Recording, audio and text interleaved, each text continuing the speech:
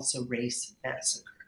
And the prize goes to the staff of Quanta Magazine and notably Natalie Wolkover for coverage that revealed the complexities of building the James Webb Space Telescope, designed to facilitate groundbreaking astronomical and cosmological research.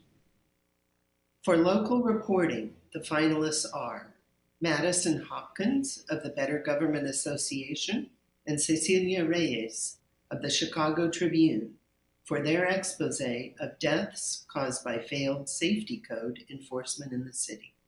Tony Cook, Johnny Magdaleno, and Michelle Pemberton of the Indianapolis Star for their critical examination of Indiana's red flag gun law. Lulu Ramadan of the Palm Beach Post and Ash New, Maya Miller, and Nadia Sussman of ProPublica for an investigation of dangerous air pollution during the sugarcane harvest season in Florida. And the prize goes to Madison Hopkins of the Better Government Association and Cecilia Reyes of the Chicago Tribune for a piercing examination of the city's long history of failed building and fire safety code enforcement, which let scofflaw landlords commit serious violations that resulted in dozens of unnecessary deaths. For national reporting, the finalists are Eli Hager of the Marshall Project and Joseph Shapiro, contributor of National Public Radio, for reporting on agencies that pocketed Social Security benefits for children in foster care. The staff of the New York Times for their probe of fatal traffic stops by police. The staff of the Washington Post for a series on persistent environmental racism. And the prize goes to the staff of the New York Times for an ambitious project that quantified a disturbing pattern of fatal traffic stops by police, illustrating how hundreds of deaths could have been avoided and how officers typically avoided punishment.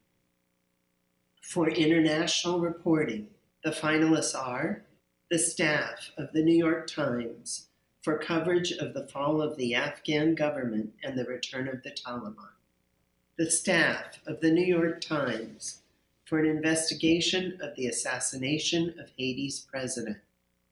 Yaroslav Trofimov, and the staff of the Wall Street Journal for deeply reported stories from Afghanistan. The staff of the New York Times for challenging official accounts of American military engagements in Iraq, Syria, and Afghanistan. And the prize goes to the staff of the New York Times for courageous and relentless reporting that exposed the vast civilian toll of U.S.-led airstrikes, challenging official accounts of American military engagements in Iraq, Syria, and Afghanistan. For feature writing, the finalists are Anand Gopal, contributing writer at The New Yorker, for his account of Afghan women forgotten in the war. Maraba Knight of WPLN, contributor, and Ken Armstrong of ProPublica for their account of Black children in Tennessee who were arrested for a crime that doesn't exist. Jennifer Senior of The Atlantic for a portrait of a family's reckoning with loss since 9/11. And the prize goes to Jennifer Senior of The Atlantic for an unflinching portrait of a family's reckoning with loss in the 20 years since 9/11, masterfully braiding the author's personal connection to the story with sensitive reporting that reveals the long reach of grief. For commentary, the finalists are Julian Uggan, freelance contributor, The Atlantic, for an essay that explores climate change through the stories of indigenous Pacific Island communities. Zainab Tufekci, for her columns on the pandemic and American culture, published in the New York Times and the Atlantic. Melinda Henneberger of the Kansas City Star for columns demanding justice for alleged victims of a retired police detective accused of being a sexual predator. And the prize goes to Melinda Henneberger of the Kansas City Star for persuasive columns demanding justice for alleged victims of a retired police detective accused of being a sexual predator. For criticism, the finalists are Salamisha Tillett, contributing critic at large, The New York Times, for writing about Black art and popular culture. Peter Sheldall of The New Yorker for art criticism. Sophie Gilbert of The Atlantic for articles about gender norms, feminism, and popular culture. And the prize goes to Salamisha Tillett, contributing critic at large, The New York Times, for learned and stylish writing about Black stories in art and popular culture, work that successfully bridges academic and non-academic critical discourse. For editorial writing, the finalists are editorial staff of the Times-Picayune, the New Orleans Advocate, for editorials prompted by a reporter being sued for a public records request.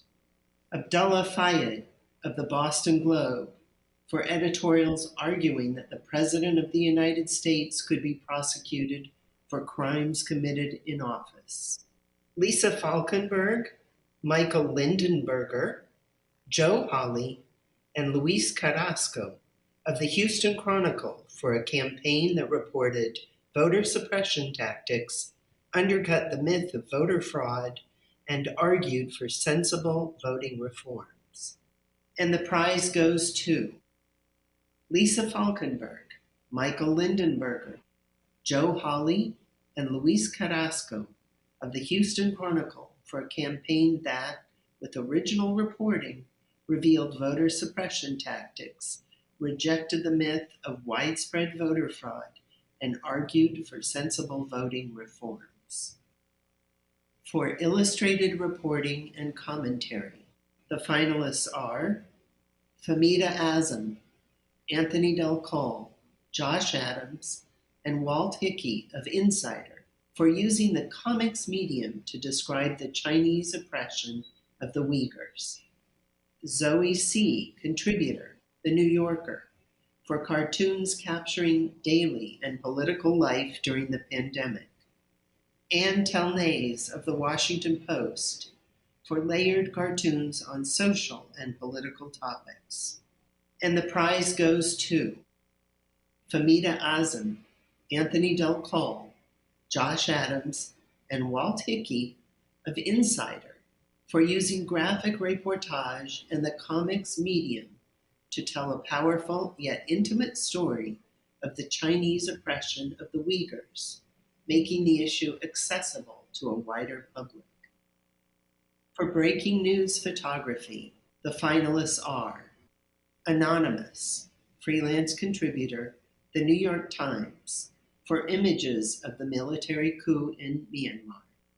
Wynne McNamee, Drew Angerer, Spencer Platt, Samuel Coram, and John Cherry of Getty Images for photos of the attack on the U.S. Capitol. Marcus Yam of the Los Angeles Times for images of the U.S. departure from Afghanistan. We are awarding 2 prizes in this category, and the winners are Marcus Yam of the Los Angeles Times for raw and urgent images of the U.S. departure from Afghanistan that capture the human cost of the historic change in the country. And Wynne McNamee, Drew Angerer, Spencer Platt, Samuel Coram, and John Cherry of Getty Images for comprehensive and consistently riveting photos of the attack on the U.S. Capitol. For feature photography, the finalists are Adnan Abidi, Sana Irshad Matu, Amit Dave, and the late Danish Siddiqui of Reuters for images of COVID's toll in India. Photography staff of Reuters for images of climate change around the globe. Gabrielle Lurie of the San Francisco Chronicle for images of a mother's attempts to care for her homeless, drug-addicted daughter. And the prize goes to Adnan Abidi, Sana Irshad Matu, Amit Dave, and the late Danish Siddiqui of Reuters for images of COVID's toll in India that balanced intimacy and devastation while offering viewers a heightened sense of place. For audio reporting, the finalists are the staffs of Futuro Media and PRX for Suave, about a man re-entering society after more than 30 years in prison. Aider Peralta, Salomon Fiseha, Alsanosi Adam, and Halima Athumani of National Public Radio for their stories on the war in East Africa. Mike Hixenbaugh, Antonia Hilton, Reed Cherlin, Julie Shapiro, and Franny Kelly of NBC News for Southlake, an account of an anti-critical race theory movement in a Texas community.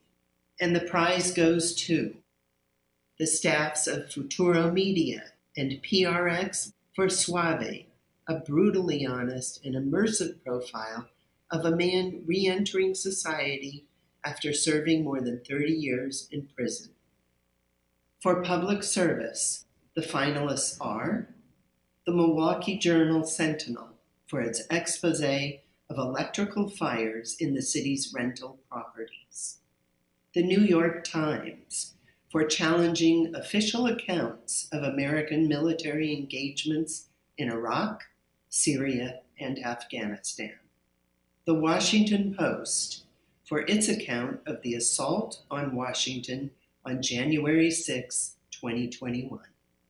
And the prize goes to the Washington Post for its compellingly told and vividly presented account of the assault on Washington on January 6, 2021, providing the public with a thorough and unflinching understanding of one of the nation's darkest days.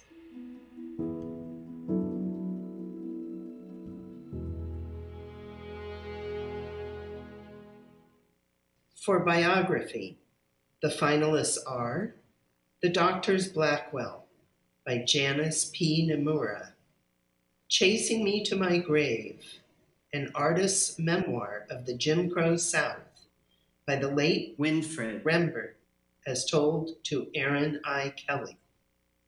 Pessoa by Richard Zenith, and the prize goes to Chasing Me to My Grave, an artist's memoir of the Jim Crow South by the late Winfred Rembert, as told to Aaron I. Kelly. A searing first-person illustrated account of an artist's life during the 1950s and 1960s in an unreconstructed corner of the Deep South.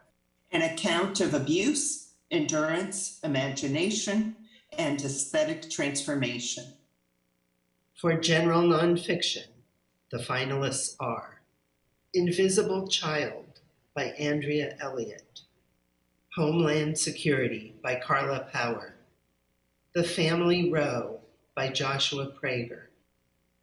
And the prize goes to Invisible Child by Andrea Elliott, an affecting, deeply reported account of a girl who comes of age during New York City's homeless crisis, a portrait of resilience amid institutional failure that successfully merges literary narrative with policy analysis.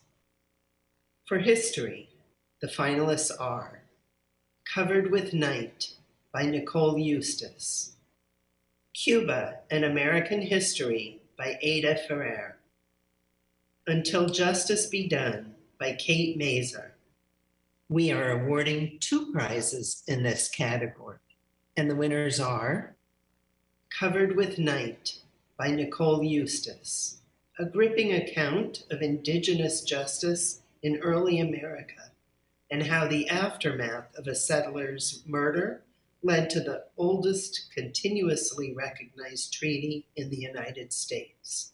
And Cuba, An American History by Ada Ferrer, an original and compelling history spanning 5 centuries of the island that became an obsession for many presidents and policymakers, transforming how we think about the U.S. and Latin America and Cuba in American society.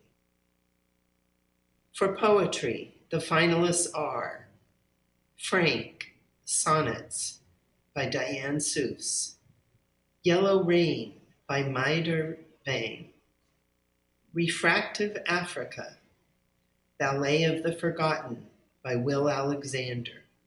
And the prize goes to Frank, Sonnets by Diane Seuss, a virtuosic collection that inventively expands the sonnet form to confront the messy contradictions of contemporary America, including the beauty and the difficulty of working class life in the Rust Belt.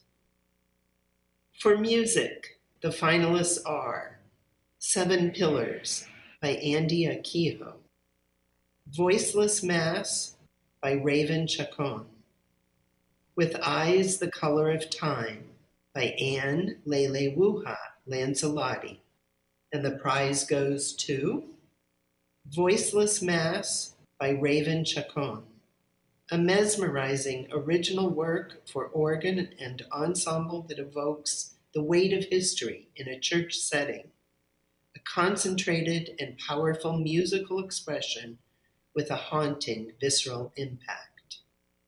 For drama, the finalists are Fat Ham by James Imes, Selling Cobble by Sylvia Corey, Christina Wong, Sweatshop Overlord by Christina Wong, and the prize goes to Fat Ham by James Imes, a funny, poignant play that deftly transposes Hamlet to a family barbecue in the American South to grapple with questions of identity, kinship, responsibility, and honesty.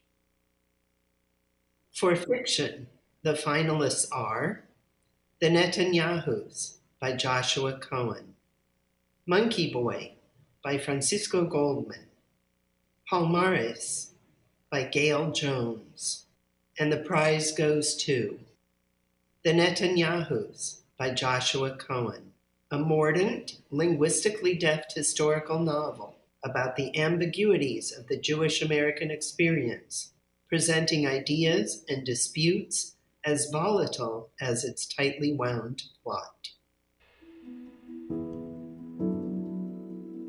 In addition, the Pulitzer Prize Board is pleased to award a special citation to the journalists of Ukraine for their courage, endurance, and commitment to truthful reporting during Vladimir Putin's ruthless invasion of their country and his propaganda war in Russia. Despite bombardment, abductions, occupation, and even deaths in their ranks, they have persisted in their effort to provide an accurate picture of a terrible reality, doing honor to Ukraine and to journalists around the world. And there you have it. Congratulations to the winners and finalists of the 2022 Pulitzer Prizes.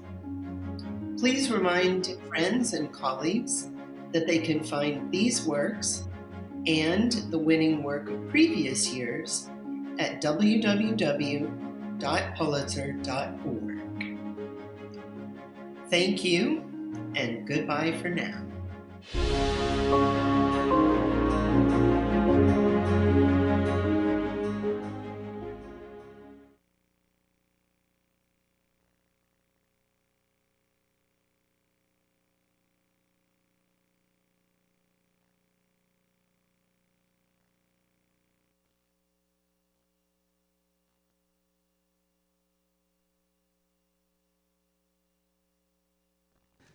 Good afternoon. The 9,027th meeting of the Security Council is called to order. The provisional agenda for this meeting is maintenance of peace and security of Ukraine.